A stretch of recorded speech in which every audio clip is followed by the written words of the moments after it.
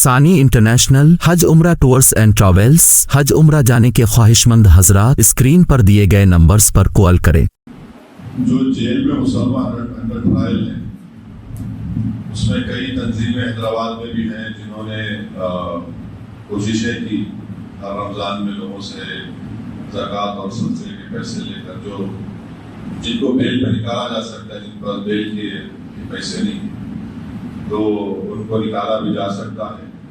اور یہ کام زیادہ تر نارتھ انڈیا میں ہونے کی ضرورت ہے، جہاں پر جیلوں میں غیر ضروری کہ کئی غریب مسلمان صرف بیل کے پیسے نہیں ہونے کی بنا پر جیل میں سڑ رہے ہیں۔ مثال کے طور پر 10,000 روپے 20,000 روپے کی بیل ہے، وہ اس کا انتظام میں نہیں ہوتا۔ مہاراشٹر میں بھی کافی ہے، دلی اور اتر پردیش بہار میں کافی ہے۔ تو اس طرح سے وہاں پہ ایک وکلاؤں کی ٹیم بنا کر ان کو باضابطہ فیس دے کر وہ جیلوں سے ریکارڈ کو معلومات حاصل کر کے جن کو بیل کی اماؤنٹ کی وجہ سے پیسوں کی وجہ سے رہا نہیں ہو رہا، اس کا انتظام ہم کروا سکتے ہیں۔ دوسرا ہمارے لیے بہت ضروری ہے کہ ہمارے جو قانون ہیں، وکلا ہیں، وہ زیادہ حرکت میں رہیں، ہم ان کو استعمال کریں، خاص طور سے نئے قانون جو بن چکے ہیں۔ اب تیسرا جو فرقہ پرستی کا معاملہ ہے، یہ فرقہ پرستی رہنے والی ہے۔ یہ فرقہ پرستی اگر کوئی نئی حکومت لائی جاتی تو ختم نہیں ہونے والی ہے۔ فرقہ پرستی اب یہ سائیکالوجیکلی ہمارے ہم وطنوں میں پہنچ چکی ہے۔ اس کی ایک جیتی جاگتی مثال یہ ہے کہ 4 جون کے بعد سے 6 مسلمانوں کی موب لنچنگ ہوئی۔ جتنے حزب اختلاف کی سیاسی پارٹیاں ہیں جن کو ہم تمام نے عام تمام مل کر ووٹ دیا، وہ کچھ نہیں بولے۔ ہماچل پردیش میں کانگریس کی حکومت ہے، وہاں پر ایک سہارنپور کے شخص کی دکان کو لوٹ لیا گیا صرف محض اس بنیاد پر کہ اس نے گائے کو کاٹا۔ تحقیقات کے بعد معلوم ہوا کہ وہ بھینس کو کاٹے تھے، تو کوئی اس پہ رد عمل نہیں ہے۔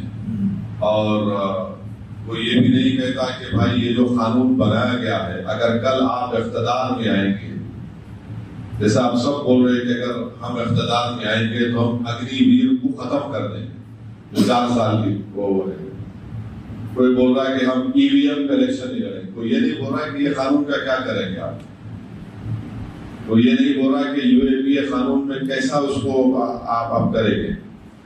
تو یہ چیزیں ہیں، اور فرقہ پرستی کا مقابلہ ہم کو کرنا ہے اور ہمت سے اور حوصلے سے کرنا ہے۔ اور جتنے زیادہ ہمارے مسلمان وکیل بن رہے ہیں ان سے میں بار بار کہہ رہا ہوں کہ بھائی آپ پریکٹس کرو۔ آپ ایسے قابل نوجوان ہیں، مگر ان کو کیا لگتا ہے کہ ایک بڑی کمپنی میں ہم چلے گئے تو بہت زیادہ تنخواہ ان کو مل جاتی اور ایک بڑا مقام بھی مل جاتا، مگر اگر وہ پریکٹس کریں گے تو یہ اس کا مقابلہ ہم کر سکتے اور متحدہ طور پہ کرنا ہے۔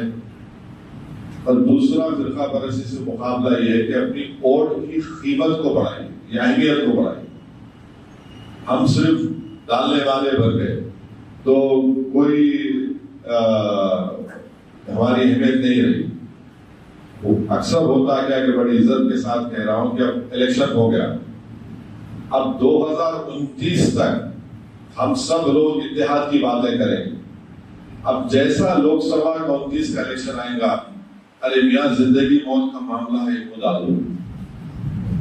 تو پھر یہ 4 سال ہم لوگ جو سیمینار کیے، ہمارے معاشی مسائل، ہماری تکالیف ہم جو سب بتائے، اس کا سب ختم، سب یہ بعد میں کریں، بات کبھی نہیں آتی، بات کبھی آیا نہیں۔ 18 لوک سبھا کے الیکشن ہو گئے، میں پارلیمنٹ کی لائبریری میں بیٹھ کے میں نے آج سے 6-7 مہینے بیٹھ کے پہلے پڑھا تھا اردو اخبارات نکال کر، تو میں 4 پارلیمنٹ کے الیکشن سے پہلے اردو اخبارات نکالا، 99، 2004، 2009، 2014۔ تو اردو اخبارات میں ہم تمام قوم کے ذمہ داروں نے اچھی باتیں کی۔ جیسا الیکشن کی ڈیٹ کا اعلان ہوا ہم لوگ بدل گئے، تو یہ سمجھنا کہ انہوں آ جائیں گے دونوں اچھا کریں گے، انہوں آ جائیں گے تو خراب کریں گے، ایسا کچھ ہونے والا نہیں۔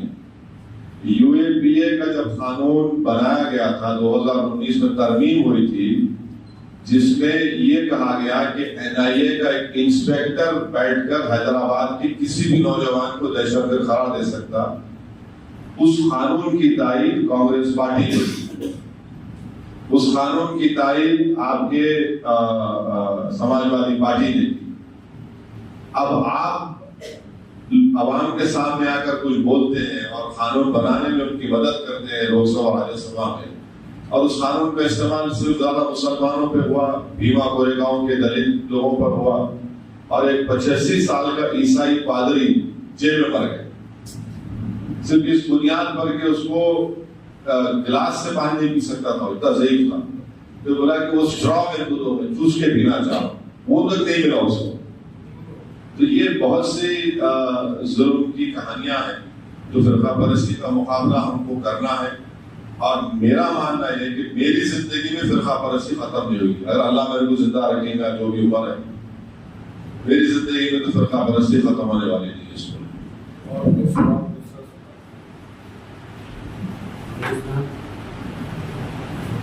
ابھی آپ نے کہا کہ میری زندگی میں فرقہ پرستی ختم نہیں ہو سکتی، تو یہ ملک کے حالات کو دیکھتے ہوئے یا آپ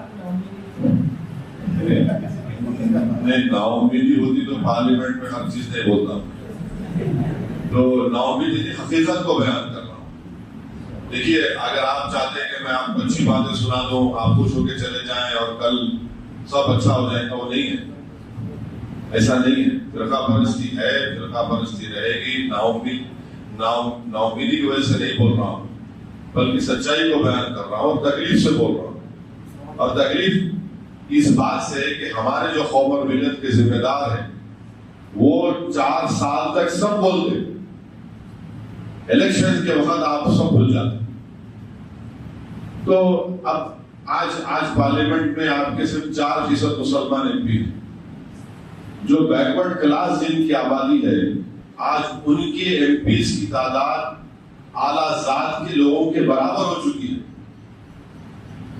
اور ہمارے پاس تو بڑی بڑی ریاستوں سے ایک بھی مسلمان جیت کے نہیں جا رہا۔ تو مسئلہ حقیقت یہ ہے کہ مسلمان ووٹ ڈالنے والا بن چکا ہے، ووٹ ان کو کوئی ڈالنے والا نہیں ہے، ووٹ ڈالنے والا کوئی نہیں ہوگا۔ یہ سچائی ہے۔ دیکھیے، اگر آپ کی آواز نہیں ہوگی اسمبلی میں، پارلیمنٹ میں، تو پھر آپ یہ امید مت کریے کہ محض الاسلامی میں ہمارے کر لیں گے اور اس کو سنا جائے گا، نہیں ہو، معذرت کے ساتھ نہیں ہونے والا ہے۔